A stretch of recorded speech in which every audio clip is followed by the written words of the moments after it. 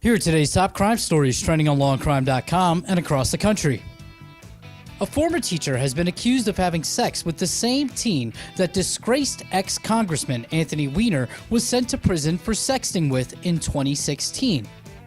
54-year-old Jonathan Bush of Gadsden County, North Carolina, is charged with statutory rape of a child under the age of 15 and indecent liberties with the child for allegedly having sex with the unnamed teen. Bush, a former teacher at Lake Norman High School in Mooresville, resigned last week before he was later arrested and released on bond. Weiner, the former New York City mayoral hopeful, is serving a 21-month sentence after being caught sexting with the 15-year-old girl in January 2016. A woman in Arizona was arrested after she reportedly faked her own kidnapping to conceal the murder of her boyfriend. 57-year-old Charlene Stura is charged with first-degree murder in connection with the death of her boyfriend, 66-year-old J. Michael Freeman. Stura claims she was kidnapped from her home by an armed suspect who coerced her to drive to Rimrock before she was able to flee. Officers found her in a vehicle near Interstate 17 with her hands tied to the steering wheel.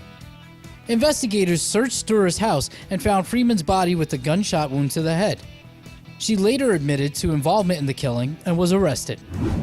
Investigators in Tacoma, Washington were able to make an arrest in a 32-year-old cold case murder of a 12-year-old girl thanks to a DNA sample obtained from a discarded napkin at a restaurant. 66-year-old Gary Hartman was charged in the murder of 12-year-old Michelle Welsh, whose body was found in a neighborhood park in 1986.